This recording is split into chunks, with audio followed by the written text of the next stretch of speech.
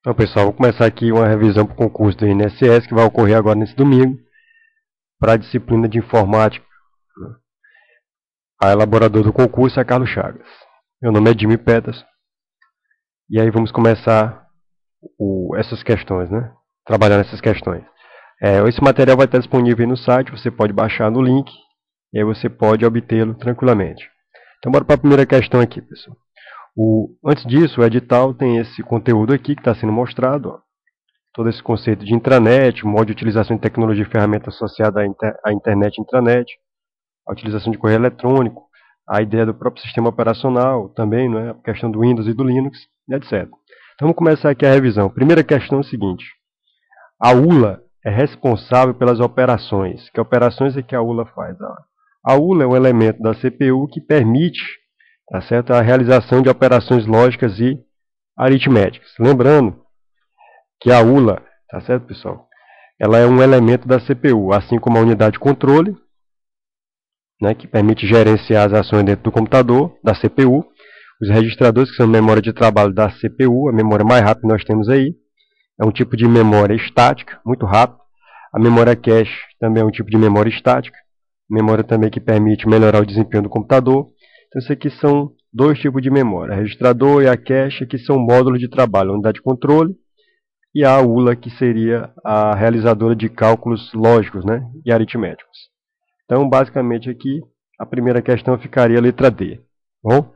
A segunda questão, sem perder tempo, pergunta o seguinte: quanto vale 1 kilobyte e 1 terabyte? Né? Então, basicamente, são unidade de medida. Então, são unidade de medida, então a gente vai observar o seguinte: quanto é que vale 1 quilo e quanto é que vale 1 tera? Então, basicamente, você tem, para trabalhar isso aí, você tem exatamente que o valor de 1 quilo, de um kilobyte, seria exatamente aí,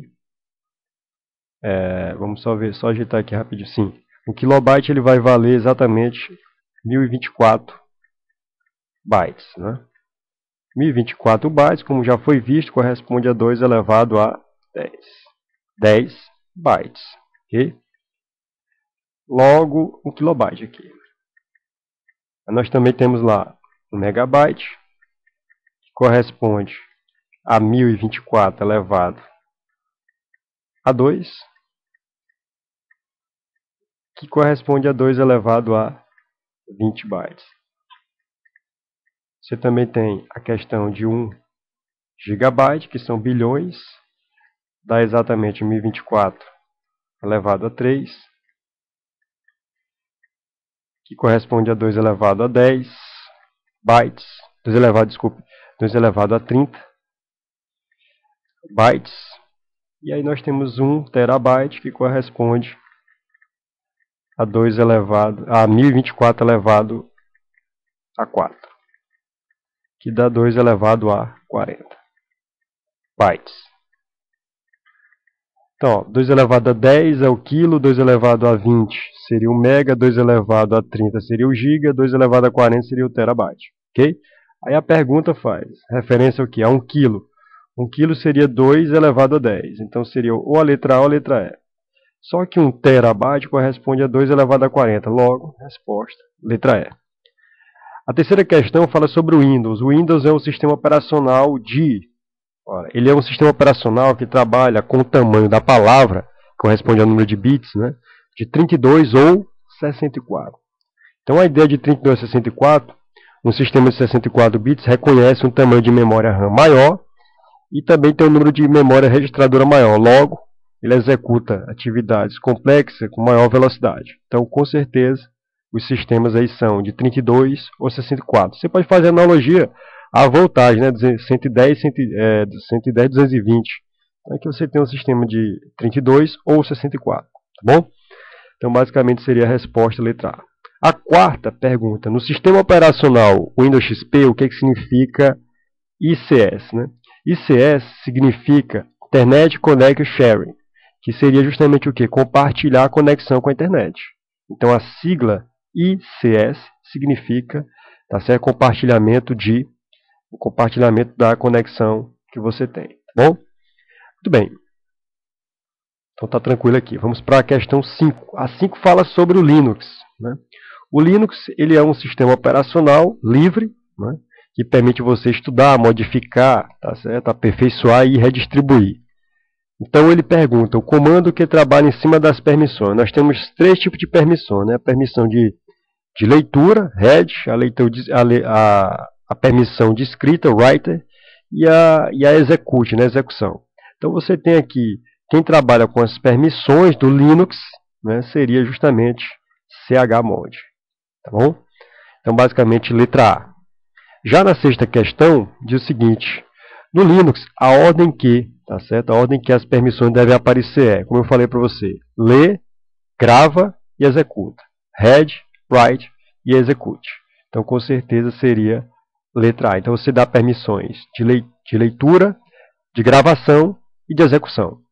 Para um grupo, para o indivíduo que opera a máquina, etc. Então, basicamente, você tem esse tipo de permissões. O comando, como eu falei na questão anterior, a questão 5, foi o chmod. E a sequência seria rwx. Muito bem, vamos para a sétima questão. A sétima questão fala sobre o nosso amigo aqui Excel, o Excel 2007, e pergunta: o intervalo de célula de B1 até 5, de B1 até, o sinal de 2 pontos. Então, com certeza, você vai verificar o seguinte, que de B até E você tem uma quantidade de colunas e de 1 até 5 você tem uma quantidade de linhas. Então, analisando o intervalo desejado, a gente vai perceber o seguinte, utilizando aqui o Paint, né? Você vai observar o seguinte, que como é de B1 até B5, você vai ter exatamente as colunas B, C, D e E. Isso aqui são as colunas. Aí você vai ter lá 1, 2, 3, 4, 5 linhas. Isso aqui seria a quantidade de linha. Logo, você vai perceber que se eu tenho 4 colunas, 5 linhas, a quantidade de células vai ser a multiplicação desses valores, né? 5 vezes 4, 20. Então você vai ter 20 células. Ok? Então com certeza aqui você teria de B até 4 e de 1 até 5, 5. 4 vezes 5, 20 células. Então com certeza você marcaria nessa questão a letra D.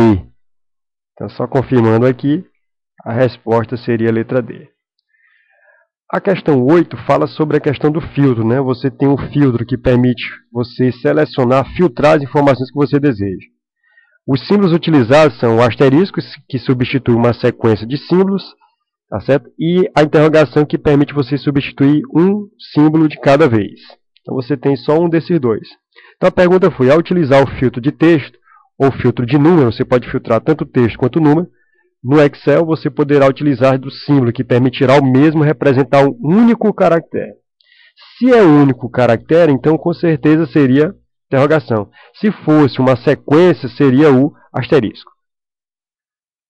Então vejamos aqui no Excel. Ó. Você observa aqui, eu vou selecionar esse conjunto de células e vou aqui trabalhar em cima do filtro. Né? Você vai lá na opção Dados, Filtro. E aqui você, por exemplo, eu vou selecionar filtro de texto, porque aqui tem texto. Eu vou lá, clico. Aí vou lá na opção filtro de texto.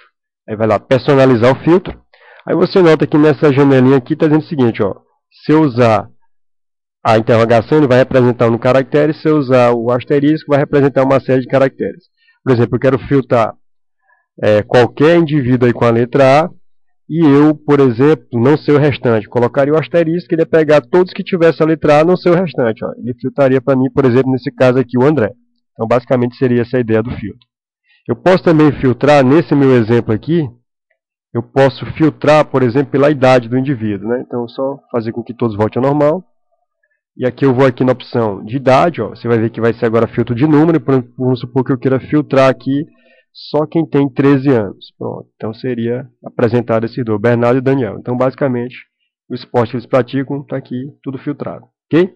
Observe que aparece um símbolo de filtro aqui, no caso na idade, indicando que eu utilizei o filtro nessa coluna. Ok? Então, o filtro, você pode utilizar o asterisco, que substitui uma sequência de caracteres, ou a interrogação, que substitui um caractere por vez. Então, aí, a oitava questão, a resposta, letra D.